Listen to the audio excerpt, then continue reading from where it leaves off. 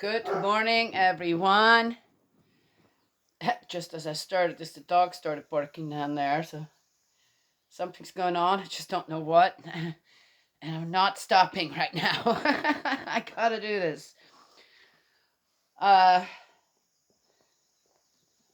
how does God and spirit world work in my life? Yes, okay. Even with simple little things, things that are very important to me. And one thing that's really important to me in my life are my plants. Not house plants. No, I have never done well with house plants, though I have some. And the ones that I found that like me in a way, or again, I'm one of those. All of our animals, though they have a plate, we have a barn, they go in, they're well taken care of. Everything we have here is not fenced in, except for my garden. Yes, because of all the animals roaming free out there. Yes, and which are 3 horses, a donkey, 2 pigs, a bunch of chickens. Yes, okay. And then we have the dogs and the cats, which they are, and they yes, the dogs have kind of learned to. Okay, I'm just saying. Anyway, and I feel the same way kind of with plants. Plants need to be outside, right? Yes, they need to be free, not confined to a house. All right. Well, some of them I have to take in the wintertime or I'm going to lose them. Well, then why do I even have them? They are not meant to be here then, right? Yes? Okay. There are flower bulbs like gladiolas and tulips and certain other things. You just plant them, right? And then they come up every year again. Yes? Well, again, if you live in a place where freeze doesn't happen, you have to dig out the bulbs because that's what they need. Okay. As a freeze, right? Okay. Just saying, right? Isn't that interesting? So plant things, right, in your garden that are meant for your environment. Ah, okay. But I have a few, okay, that again, it's like, okay, I'm gonna do my best. I'm gonna do my best, right? And they have survived. Now that I'm leaving here, I'm trying to figure out, okay, who's gonna take care of them then? Are they gonna? Okay, my sister-in-law does well with them, but again, she probably has a bit of a different idea on what she would like, and she's very, very busy. So that's just one more thing I'm leaving behind for her to take care of. So I've been giving, again, a lot of my plants away that need a little more care. And as I said, there aren't many, but there are some.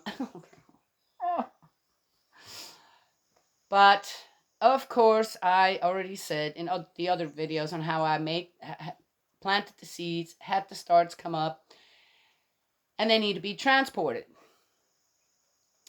Well, it so happened that my brother-in-law was going back up there and said, that one plant that's already so high, you think you could take that in your car? Because I have a feeling that in the back of a truck, they would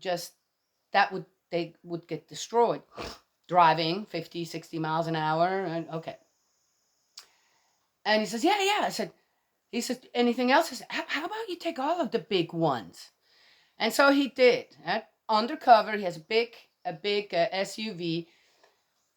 They all fit just perfect. Oh, wow, that's great. Okay. Then I talked to my daughter after. Yes. I talked to my daughter and she said, Mom, we can't put your plants in the back of the truck. They're going to be destroyed by the time we get to where we need to go. And I'm going, really? But they're not. But they're not. I didn't. I didn't think that would be a problem. If okay, and she says, "No, Mom. It's they're going to be destroyed. We have to figure out another way." And I thought, that's interesting. Her husband happens to be a landscaper or gets plants from all over the place, often hours and hours and hours away, to bring to where it's been ordered, and he knows. He's done this for many, many, many years. He knows how to transport plants. And no doubt when he heard, oh, mother-in-law is going to bring all these plants and she wants to do it in the back of the truck, he goes, no, tell her that's going to destroy all her plants, right? No matter what, it's not the right way to transport them. And my daughter tells me, and first I'm going, well, I can't see how that wouldn't work.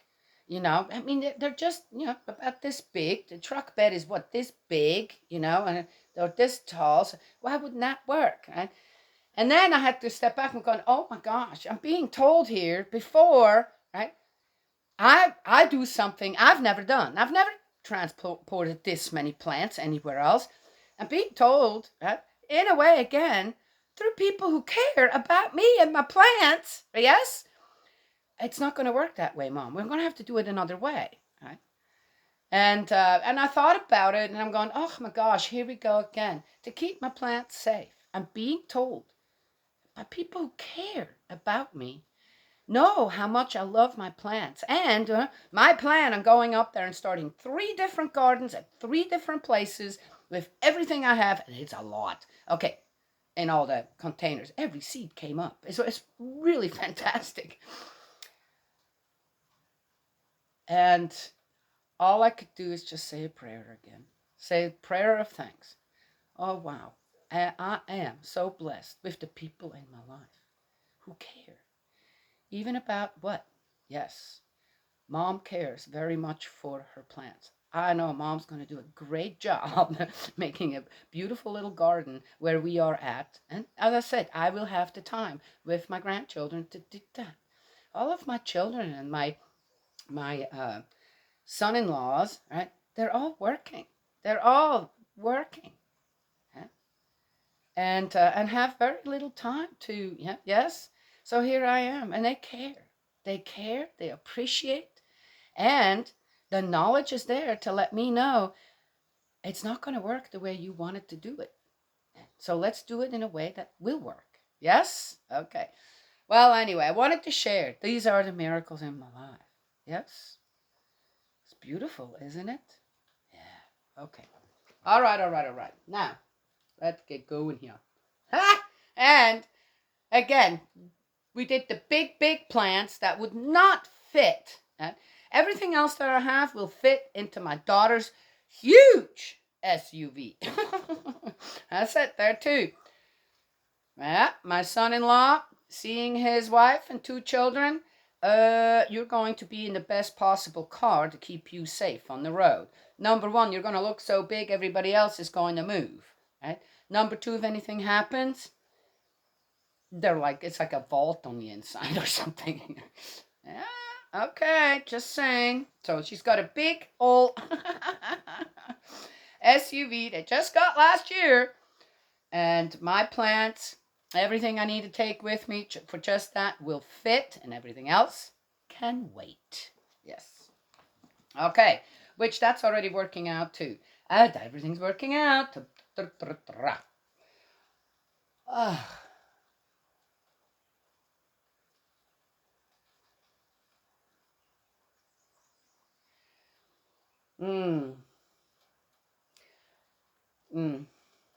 Another time. So we are in the book of Ezra 9. The marriages with foreigners dissolved.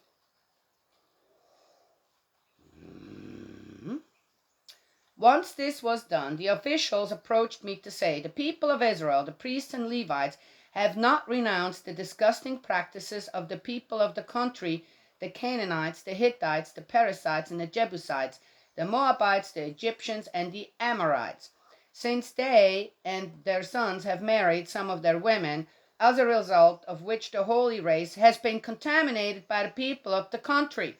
What did I say in 8? The officials and leaders have been the worst offenders in this act of infidelity. Okay, what is infidelity exactly? On hearing this, I tore my clothes and my cloak. Ezra did, I guess. I pulled hair from my head and beard and sat down in horror, as if he didn't know.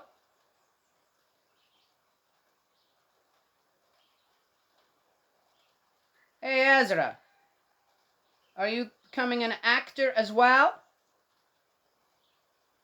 Okay.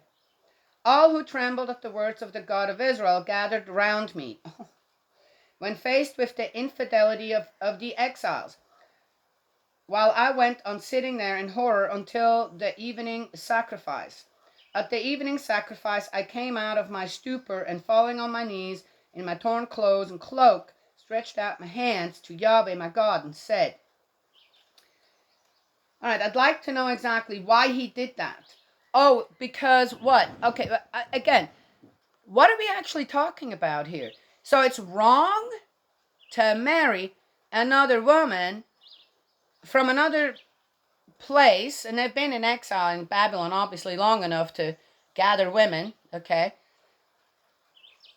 as one husband and one wife, or are they talking about the practice of what exactly?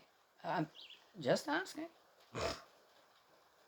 But it doesn't really say what his horror, what realization did he actually have when he came to that? Oh, the pure, okay. Then you'd have to go way back when it comes to that with the Israelites, don't you? Now it's going to be what exactly? Seems to me that the Israelites, a long time ago, already have other uh, uh, uh, uh, ah, can't even think of it. See, such a stupid word. Other countries, races, this already incorporated in their lineage, a long time ago. So, what is this all about? Also, what? Forgetting that Moses was actually, okay, saved by whom? As a baby and raised as into a young man. Just saying. What is that?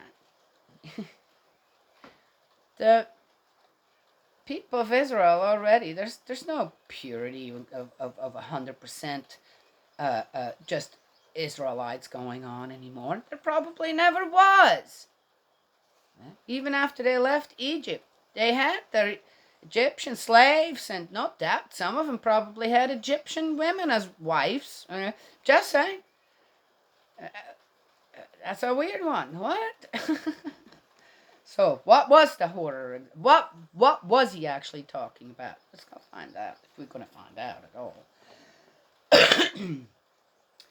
My God, I am ashamed. I blush to lift my face to you, my God, for our iniquities have increased until they are higher than our heads, and our guilt has risen as high as heaven. From the days of our ancestors until now, we have been deeply guilty, and because of our iniquities, we, our kings and our priests, have been handed over to the kings of other countries, to the sword, to captivity, to pillage, to shame, as in the case today. Oh, that's interesting. That tells me something here. But where is it gonna go? And now, for a brief moment, the favor of Yahweh, our God, has allowed a remnant of us to escape and given us a stable home in his holy place, so that our God can raise our spirits and revive us a little in our slavery. So people will say, well, in the beginning, God said, do not go outside and go and get any wives. You need to stick within your own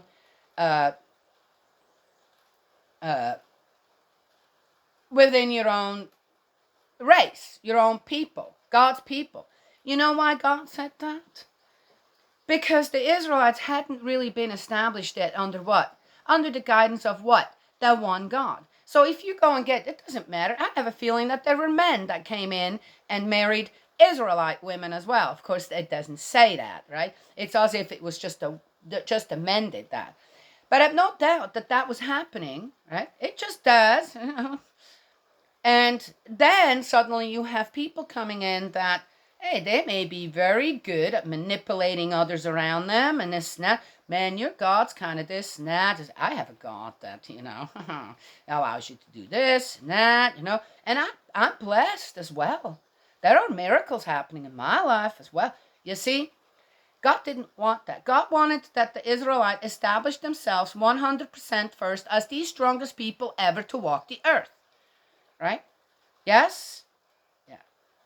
But in showing us on how, for example, the kings of Persia, let the Israelites go again, gave them, not like in Egypt where they had to run away, more or less, or were told to leave and then, I'm going to go after them. No, they were, the kings of Persia, God was definitely working with them, or through them. Yes? Just say. And if there is another people, right? Okay, so there is Zoroaster, and if there were other people, right, starting to gain a foundation and believing in our heavenly parent, then surely God will not be against that, right? But this is a whole lot later. It's already all happened. So.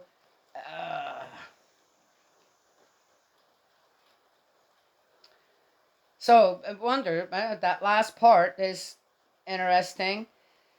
And now, for a brief moment, the favor of Yahweh our God has allowed a remnant of us to escape. Escape? They didn't escape. They were allowed to leave. What is this now? And given us a stable home in his holy place. Who made that possible? So that our God can raise our spirits and revive us a little in our slavery. He said that right. In our slavery. What have the Israelites all enslaved themselves with? Nobody else to blame. No one else to blame. He said that right. Yes? I bet you he didn't think we were going to take it that way, or I would take it that way. For we are slaves, but God has not forgotten us in our slavery. He has extended his faithful love to us, even under the kings of Persia, and revived us to rebuild the temple of our God. Then why does he not say that right beforehand? Restore its ruins and provide us with a refuge in Judah and in Jerusalem. But now, our God, what can we say after this? For we have abandoned our commandments, which you gave through your servants the prophets in these terms. The country which you are about to possess is a polluted country, polluted by the people of the country and their disgusting practices, which have filled it with their filth from end to end. Still not telling me exactly what he thinks that is. Someone decided, here it comes. Hence, you are not to give your daughters in marriage to their sons, or let their daughters marry your sons, or even concern yourselves about peace or good relations with them if you want to grow stronger. What did I say? To live off the fat of the land and bequeath it to your sons forever. After all that has befallen us because of our evil deeds and our deep guilt, though you, our God, have punished us less than our iniquities deserved and have allowed us to escape like this, are we to break your commandments again and intermarry with people with these disgusting practices? Oh. Ooh, Ezra. Okay. I'm not sure how people want to understand this, but I said there's more going on. We're not being told, right? But it doesn't sound... Okay, let's finish reading. Would you not be enraged with us to the point of destroying us, leaving neither remnant nor survivor? Yahweh God of Israel, you are upright. We survive only as the remnant we are today. We come before you in our guilt. Because of it, we cannot stand in your presence. Okay. Thank you, Ezra. I understand what Ezra is talking about here. I understand on why he realized suddenly the horror of what his people have become. Oh, it's because they married outside this. No. There is a lot more going on here than we're being told. And it's not put in here because, again, I have no doubt that it was very difficult for people to understand what Ezra actually said here and what he was trying to convey on how how the sudden realization, the awakening of, oh my gosh, what have we been actually doing as a people when it comes to marriage? And who have we been using for that? And he mentions what? The commandments. Yes? Okay. I was a little worried the marriages before us dissolved that they would do what? Separate moms and dads, husbands and wives from each other and from their children, and get rid of, maybe even kill off, all the foreign women. Yes? Who, again, okay, what choice do they have, right? I'm just saying. But it doesn't sound like that's what happened. Yes?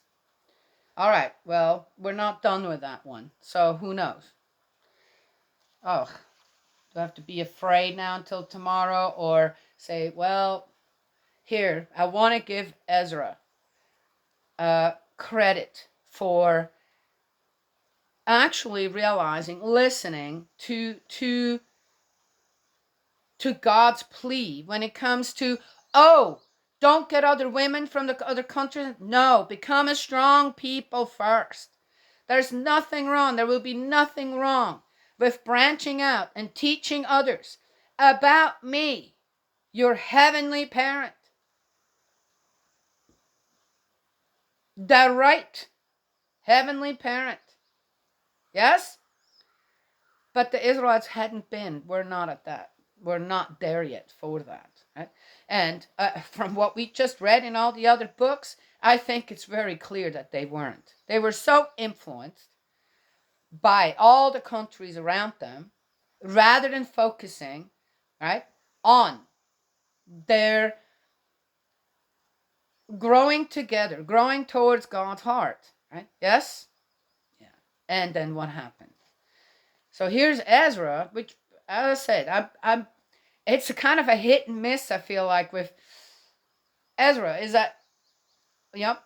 But it seems as if there was a spiritual growth going on within Ezra too, that I haven't really found otherwise in the Bible. So it's interesting. But let's see where it's going to go. Was Ezra, after he got this revelation in a way where, oh, here's a big problem, right? That we're facing as the Israelites, and this has been a big problem for us right from the beginning. Is he gonna? Where is it? Where is that going to take him? Or will he go in a direction where more bloodshed, more divide and conquer kind of stuff is going to go on? Yes, we'll have to find that in the next. 10. I think that's the last one. Yep. 10 is the last one.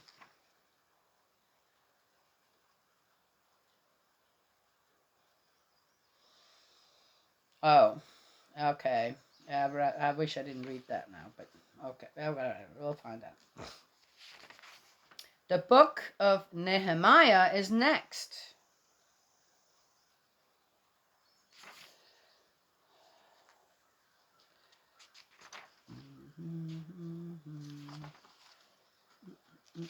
It's difficult to stand all by yourself.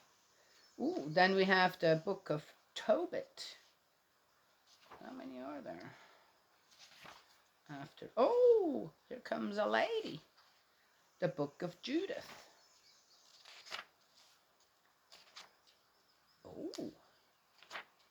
Oh, that's not short at all. Oh, and then the book of Esther. They're not one in between. Judith, Esther. Oh. Maccabees. Oh! First book. Okay. Well, we're moving. We're moving on. It feels like I'm not getting anywhere. Look, we've done this much here. We still got that much to go. All right. my life's work. Oh, Ezra. Where are we going with all this? Anyway.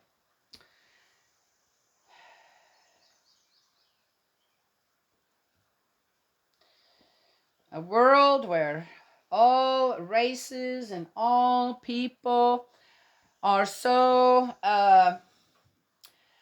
mixed up that you can't tell what is what anymore, right? Yes? Yeah? And all under the umbrella and guidance of whom? Our Heavenly Parent. What a beautiful world it would be. How many things could be just, oh, got to get rid of this. We have to get rid of that idea or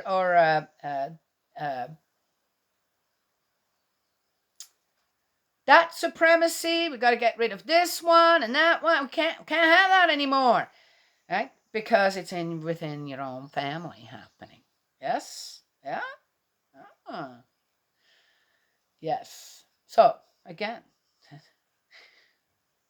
is unity more important to God when it comes to everything, our Heavenly Parent, or divide and conquer? Yes? All right. Just asking. That's all I have to share this morning. It's raining again. Oh no, I'm losing a friend. Oh no, it's raining again.